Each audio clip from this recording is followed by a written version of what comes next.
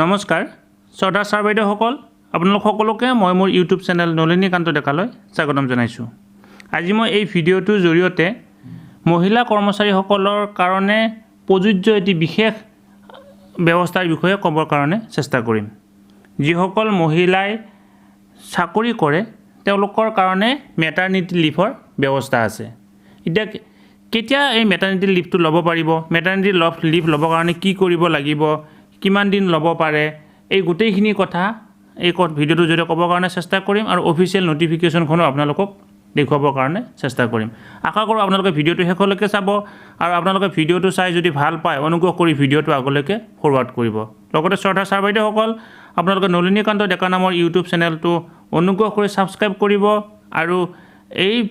ভিডিঅ'ৰ লিংক আগলৈকে ফৰৱাৰ্ড কৰিব। তেনেহ'লে ছাৰ বাইদেউসকল আহক ভিডিঅ'টো আৰম্ভ কৰোঁ। নমস্কাৰ শ্ৰদ্ধা ছাৰ বাইদেউসকল, এইখন হৈছে মেটাৰনিটি লিভ সম্পৰ্কে প্ৰকাশ পোৱা অসম চৰকাৰৰ পৰা প্ৰকাশ পোৱা এখন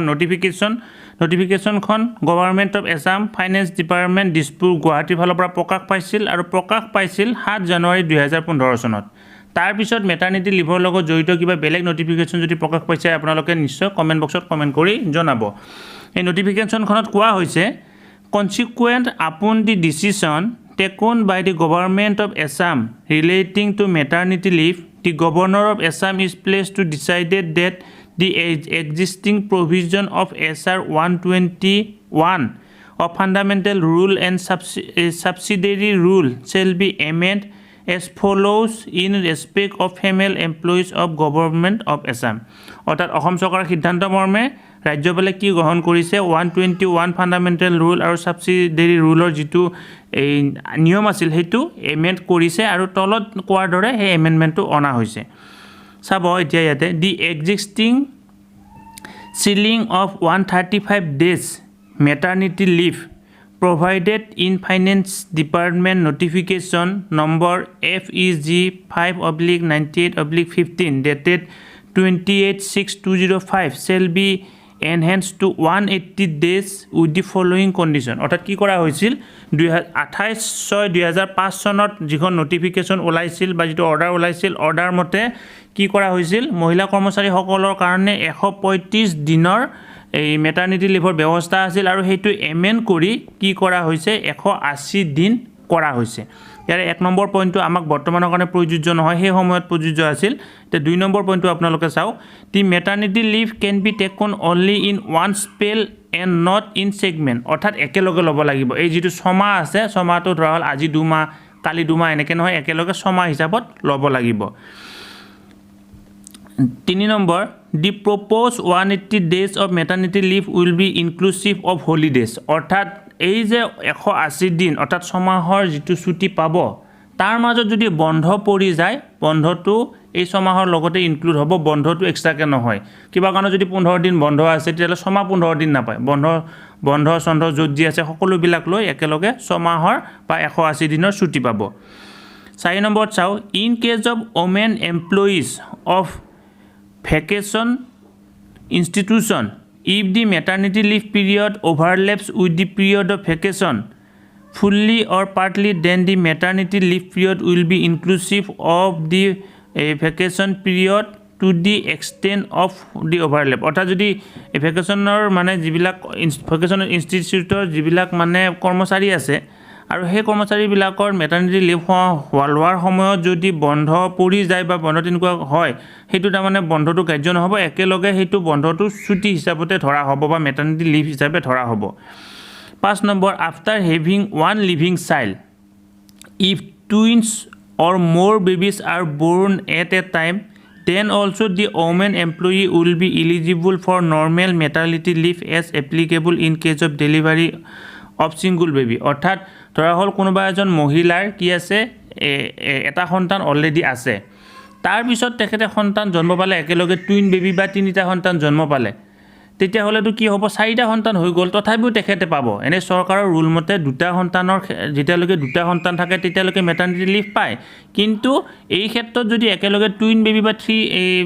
3টাও সন্তান জন্ম পায় তেতিয়াও মানে তেখেতে কি পাব মেটাৰনিটি লিভটো পাবৰ কাৰণে সক্ষম হ'ব।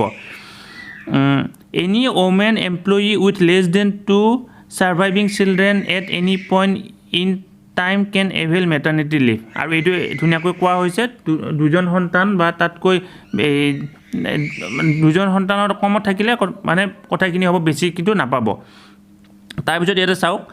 দি existing provision of SR 121(1)A of FRS and SRS are provided by Finance Department notification Imanno dated 12/4/2010 shall be substituted by the following আৰু তাৰমানে 2010 চনৰ 4 চন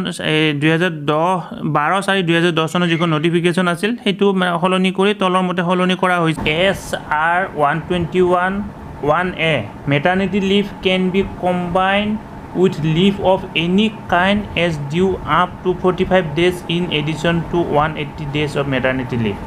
Maternity leave 180 দিন পায় এই 180 দিনৰ maternity leaveৰ উপৰিও যদি বিশেষ কাৰণবশতঃ সেই মানে কৰ্মচাৰীজনে আৰু 45 দিন লিভ ল'ব বিচাৰে তেতিয়াহ'লে তেখেতে ইয়াৰ লগতে লগ কৰি ল'ব পাৰিব তাৰ কাৰণে নিশ্চয় কিবা কম মানে টাৰ্মছ এণ্ড কণ্ডিশ্যন থাকিব এইখিনি অফিচত আলোচনা কৰি ল'ব লাগিব মাত্ৰ কোৱা হৈছে 180 দিনৰ যি মেটাৰনিটি লিভৰ উপৰিও তাৰ লগতে যদি আৰু এডিশ্যন হিচাপে 45 দিনৰ লিভ ল'ব বিচাৰে অৰ্থাৎ 1.5 মাহৰ লিভ ল'ব বিচাৰে তেতিয়াহ'লে আৰু 1.5 মাহ লিভ ল'ব পাৰিব সেইটো মেটাৰনিটি লিভৰ লগত একেলগে কম্বাইন হ'ব কিন্তু এই 45 দিনৰ যিটো মানে সেইটো দৰমহা কাট খাই পেলাই হোৱা ছুটি হ'ব নে দৰমহা কাট নাখাই ছুটি হ'ব সেই কথাটো কিন্তু মই বিশেষভাৱে নাজানো গতিকে এইটো আপোনালোকে জানি ল'ব লাগিব তাৰপিছত চাওক অল আদাৰ কণ্ডিশ্যন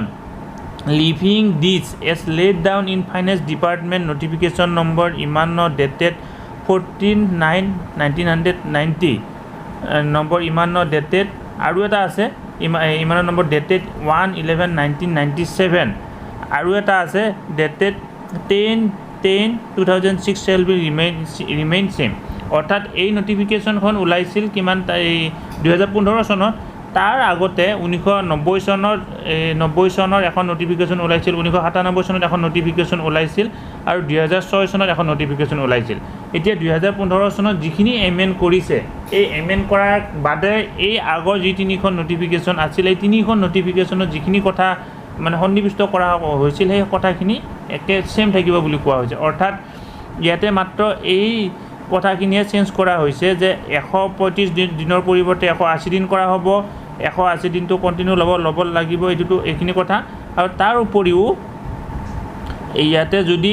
এইটো এই 1 নম্বৰ পইণ্টটো যদি 180 দিনৰ উপৰিও কোনোবা যদি বিচাৰে আৰু 45 দিন এক্সট্ৰা কৰি ল'ব পাৰিব এইখিনি কথা কৈছে তাক বাদে বাকী আগৰ যিখিনি নৰ্মছ আছিল আগৰ নটিফিকেশ্যনবিলাকত মেটাৰনিটি লিভৰ যিখিনি টাৰ্মছ এণ্ড কণ্ডিশ্যন আছিল এই গোটেইখিনি টাৰ্মছ এণ্ড কণ্ডিশ্যন সেম থাকিব মাত্ৰ এই উল্লেখ কৰা কথাকেইটাহে সলনি হ'ব কোন চনত নটিফিকেশ্যন প্ৰকাশ পাইছিল 1990 চনত 1997 চনত আৰু 2006 চনত যি নটিফিকেশ্যন প্ৰকাশ পাইছিল সেই আটাইকেইখন নটিফিকেশ্যন সেম থাকিব This order shall take effect from the date of issue of notification that is dated 7/1/2015 অৰ্থাৎ 2015 চনৰ এই জানুৱাৰী মাহৰ 7 তাৰিখে এই নটিফিকেশ্যনখন প্ৰকাশ পাইছিল আৰু এই নটিফিকেশ্যনখন প্ৰকাশ পোৱাৰ পিছৰ পৰাই এইখন কাৰ্যকৰী হ'ব বুলি কোৱা হৈছে গতিকে শ্ৰদ্ধা ছাৰ বাইদেউসকল আজি মই এই ভিডিঅ'টোৰ জৰিয়তে মেটাৰনিটি লিভ সম্পৰ্কীয় কিছু কথা ক'বৰ কাৰণে চেষ্টা কৰিলোঁ নিশ্চয় আপোনালোকে এই ভিডিঅ'টোৰ জৰিয়তে উপকৃত হৈছে আপোনালোকে হয়তো কিছুমানে আগৰ পৰাই জানে কিছুমানে জনা নাছিল নিশ্চয় এই কথাখিনি জানিবৰ কাৰণে সক্ষম হৈছে আৰু মই লগতে আৰু এটা কথা কৈছোঁ ইয়াৰ লগত জড়িত যদি আন কিবা নটিফিকেশ্যন আছে 2015 চনৰ পিছত প্ৰকাশ পোৱা নটিফিকেশ্যন অনুগ্ৰহ কৰি আপোনালোকে মোক কমেণ্ট বক্সত কমেণ্ট কৰি জনাব ধন্যবাদ